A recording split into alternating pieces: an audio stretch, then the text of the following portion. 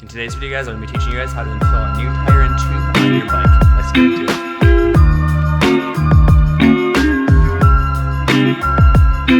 Here's what you guys will need. You'll need your tire, your tube, and your little plastic tire remover, as well as your bike, obviously, and an air pump.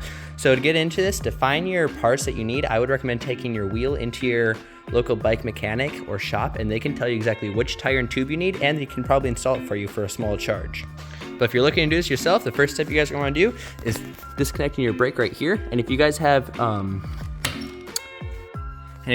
like calipers and rotors, that's really easy. You can just skip that step right there. So the next step is going to be taking off your wheel by just taking your quick release, loosening up one side, and it'll just pop right out. And if you guys have through axles, it'll probably be the same concept, but you might have a 6mm bolt instead. So you can grab our wheel, throw it right here on the ground. If you guys have rotors, make sure you do not put on the rotor side and be pretty gentle with it because you don't want to dent or harm your rim in any way.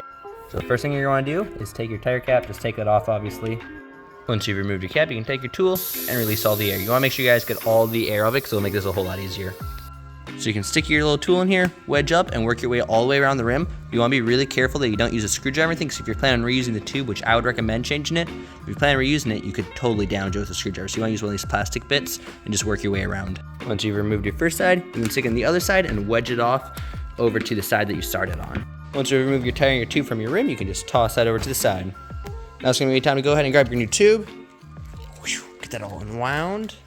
Then you're going to want to go ahead and locate your valve stem here and remove the two rings, the metal ring as well as your black cap.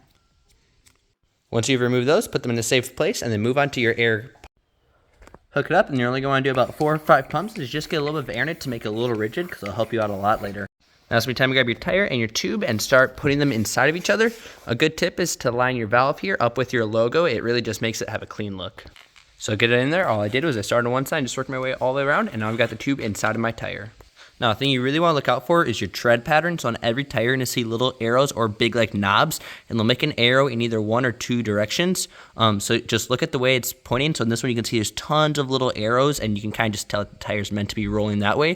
So when you're putting on your rim, you want to make sure you put on the right way because that's the way it's meant to roll, and it's going to roll a lot smoother and faster if it's on the right way. So you can now grab your rim and locate your valve hole, which is going to be on one of the sides of the rim, obviously. But a good way to figure out which way it's supposed to go on is look for your quick release or through axle, and that's probably going to be on your left-hand side. So now that I have it on my left side, I'm going to grab my tire and match it up with that to make sure I get it on the right way. So you can go ahead and get your tire on, and then find your valve, push it through, and just start working your way back around and get it all the way on the rim. Now that we've got on, we're going to want to go around it and make sure it's all the way on and verify just because you want to make sure it's all the way on. So you can hook it now back up to your air and very slowly fill it up and verify it's not going to pop off the bead. So just take your time and watch it. Make sure you're not seeing any tube come out because ours it could pop.